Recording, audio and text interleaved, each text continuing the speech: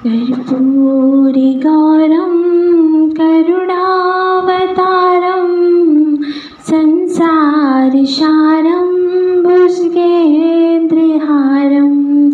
सदा वसन्तं हृदयारविन्दे भवं भवानी सहितं नमामि।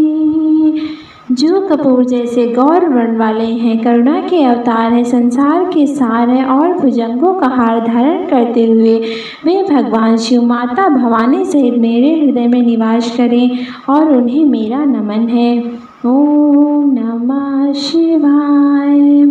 प्रिय भक्तों, आज हम आपके लिए लेके आए हैं 16 सोमवार व्रत कथा, जिसको सुनने मात्र से सभी कष्टों का निवारण होता है, आनंद की प्राप्ति होती है, मन चाहा वर मिलता है, सुहागन स्त्रियों को वर की लंबी उम्र की प्राप्ति होती है। भगवान भोलेनाथ की जय, माता पार्वती की जय। आरंभ करते हैं 16 सोमवार व्रत कथा। मृत्युलोक में भ्रमण करने की इच्छा करके एक समय श्री भूतनाथ भगवान भोलेनाथ माता पार्वती के साथ मृत्युलोक में पधारे। भ्रमण करते करते दोनों विदर्भ देशांतर्गत अमरावती नाम की अति रमणीक नगरी में पहुँचे। अमरावती नगरी अमरापुरी के सदृश सब प्रकार से सुखों से परिपूर्ण थी। उसमें वहाँ के महाराजा द्वारा बनवाया हुआ अति रमणीय शिव जी का मंदिर भी था। भगवान शंकर भगवती पार्वती के साथ उस मंदिर में निवास करने लगे।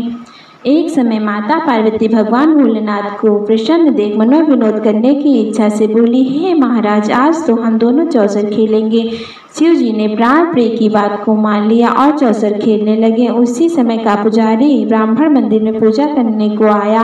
माता पार्वती ने पुजारी से प्रश्न किया, पुजारी जी बताओ, इस बाजी में हम दोनों में से किसकी जीत होगी? ब्राह्मण पुजारी शीघ्रता से बोल उठा कि महादेव जी की जीत होगी। थोड़ी देर में बाजी समाप्त हो गई और पार्वती की विजय हुई। पार्वती जी बहुत क्रोधित हुई और ब्राह्मण को झूठ बोलने के अपराध के कारण श्राप देने का उद्यत हुई।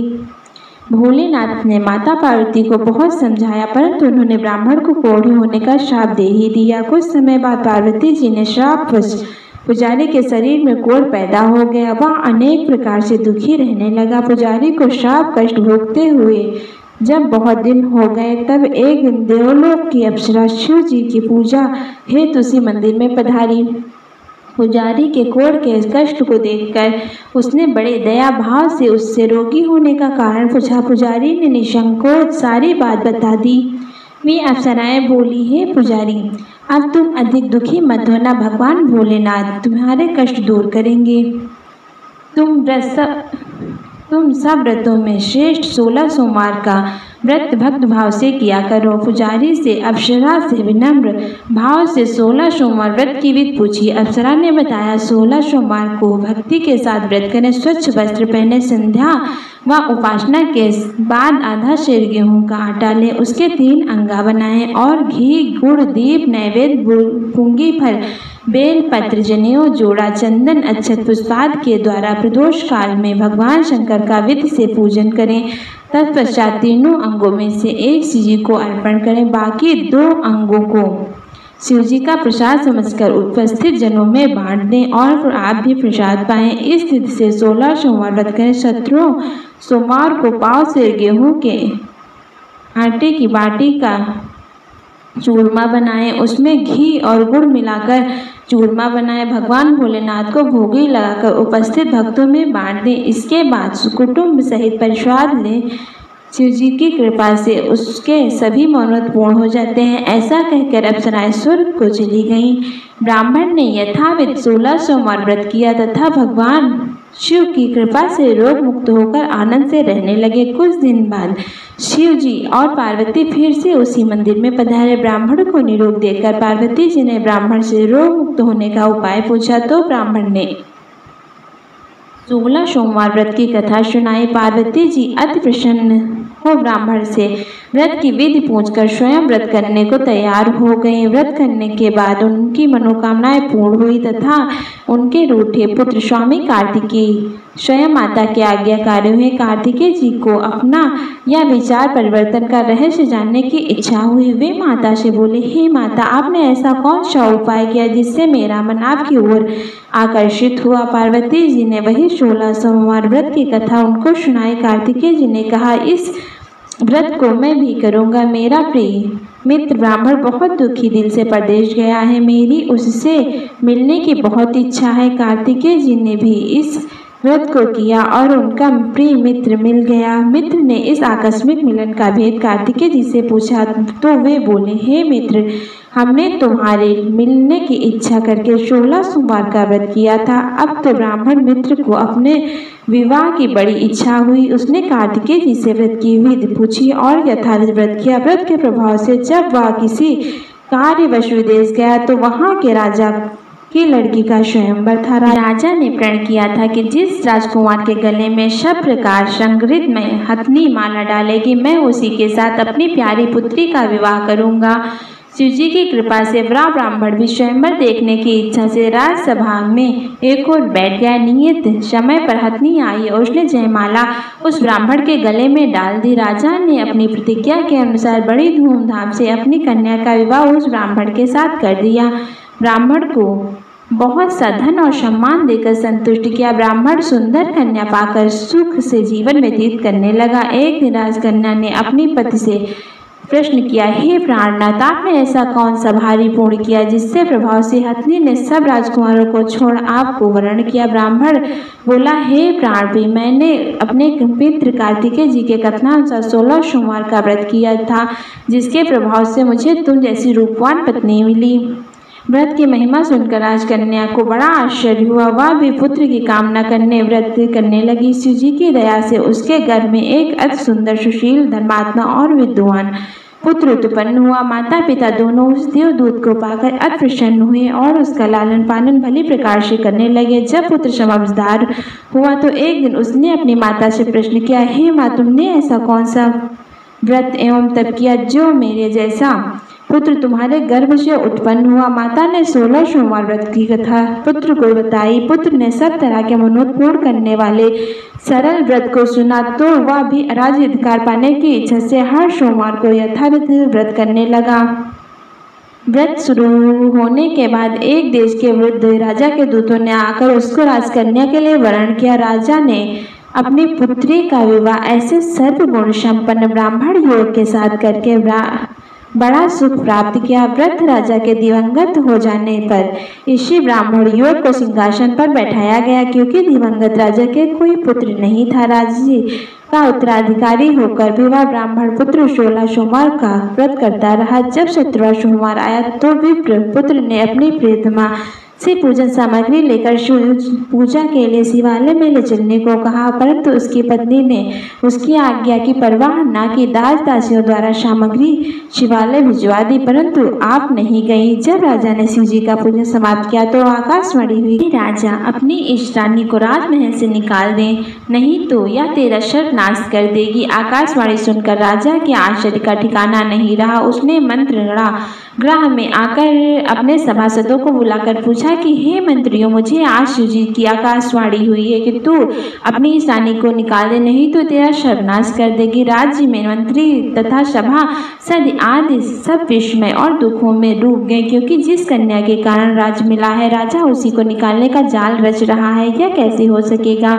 राजा ने अपनी पत्नी को राजमहल से निकाल दिया। रानी दुखी हृदय से भाग को कोसती हुई नगर में बाहर चली गई। बिना पद त्राण, फटे वस्त्र पहने, भूख से दुखी धीरे धीरे चलकर वह एक ग्राम में पहुंची। वहां एक बुढ़िया सूत काट कर बेचने जाती थी। रानी की करुण दशा देखकर बोली, चल तू मेरे साथ सूत बिकवा दे, मैं वृद्ध हूँ, भाव नहीं जानती। यह बात सुन रानी ने बुढ़िया के सिर से सूत की गठरी उतार कर अपने सिर पर रख ली। थोड़ी देर बाद आंधी आई, बुढ़िया का सूत पोटली सहित उड़ गया। बेचारी बुढ़िया पछताती रह गई और रानी को अपने से दूर रहने को कहा। इसके बाद रानी एक तेली के घर गई तो शिव जी के प्रकोप के कारण तेली के सब मटके सब उसी क्षण चटक गए।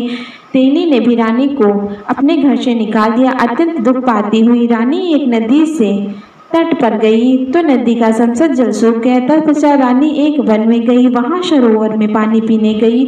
उसका हाथ का स्पर्श होते ही सरोवर का नील कमल के समान जल असंख्य कीड़मय होकर गंदा हो गया। रानी ने भाग्य पर दोषारोपण करते हुए उस जल को पीकर पेड़ के शीतल छाया में विश्राम करना चाहा, परंतु रानी जिस पेड़ के नीचे जाती उस पेड़ के पत्ते तत्काल टूटकर गिर जाते। वन और सरोवर जल की ऐसी दशा देखकर कौवे चराते ग्वाले ने अपने गोसाई जी से, जो उस जंगल के में स्थित मंदिर में पुजारी थे, यह बात बताई। गोसाई जी के आदेशानुसार ग्वाले रानी को पकड़कर गोसाई जी के पास ले आए। रानी की मुख्य कांति और शरीर शोभा देखकर गोसाई जी जान गए कि यह अवश्य ही कोई अवधि की गति की मारी कुलीन स्त्री है। पुजारी ने रानी जी से कहा, हे पुत्री, मैं तुमको अपनी पुत्री के समान रखूंगा, तुम मेरे आश्रम में ही रहो, मैं तुमको किसी प्रकार का कष्ट नहीं दूंगा।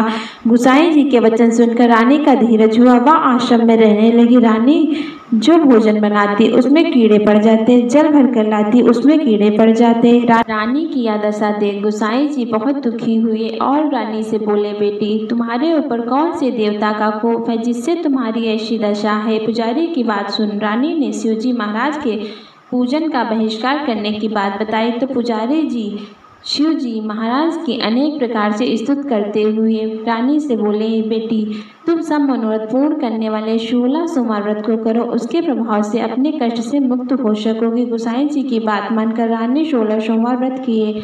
17वें सोमवार को विधि विधान सहित पूजन किया। उस पूजन के प्रभाव से राजा के हृदय में विचार उत्पन्न हुआ कि रानी को गए हुए बहुत समय व्यतीत हो गया है, जाने कहाँ कहाँ भटकती होगी, उसे ढूंढना चाहिए। यह सोच रानी की तलाश करने के लिए राजा ने चारों दिशाओं में दूत भेजे।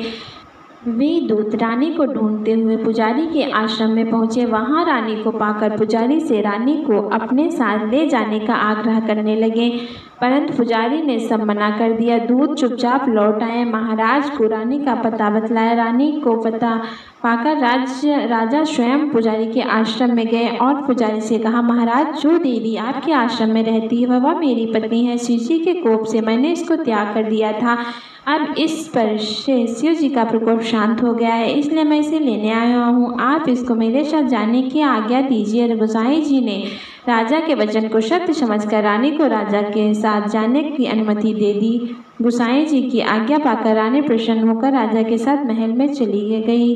नगर वासियों ने नगर द्वारा तथा नगर को तोरण एवं बंधन वारों से विविध विधि से सजाया। घर घर में मंगल गान हुए। पंडितों ने विविध वेद मंत्रों का उच्चारण कर अपनी राजा रानी का स्वागत किया। ऐसी अवस्था में रानी ने पुनः अपनी राजधानी में प्रवेश किया। महाराजा ने ब्राह्मणों को अनेक तरह से दाना देकर संतुष्ट किया, याचकों को धन धान्य दिया। नगरी में स्थान स्थान पर सदा व्रत खुलवाए, जहाँ भूखों को भोजन मिलता था। इस प्रकार से राजा शिव जी की कृपा का पात्र हो राजधानी में रानी के साथ अनेक तरह से सुखों का भोग करता 16 सोमवार का व्रत करने लगा।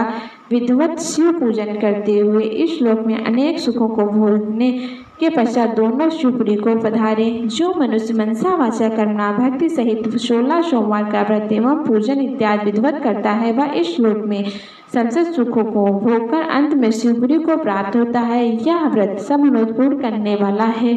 ओम नमः शिवाय। आरती करत जनक करि जोरी, बड़े भाग्य राम जी घर आए मोरे। जित स्वयंवर धनुष चढ़ाए, सब भूपन के गर्व मिटाए। तोरी पिनाक के दुई खंडा, रघुकुल हर्ष रावण मन शंका। आई सीता ले संग सहेली, हरस निरख वर माला मेली। गजमोतियन के चौक पुराए, कनक कलश भरी मंगल गाए। कंचन थार कपूर की भांति, सुर नर मुनि जन आए बराती। फिर भांवरी बाजन बाजे, सिया सहित रघुवीर विराजे। धन धन राम लखन दो भाई, धन्य धन्य दशरथ कौशल्या माई। राज राजा दशरथ जनक विदेही, भरत शत्रुघ्न परम स्नेही। मिथिलापुर में बजत बधाई, दश मुरारी स्वामी आरती गाई। आरती करत जनक कर जोरे।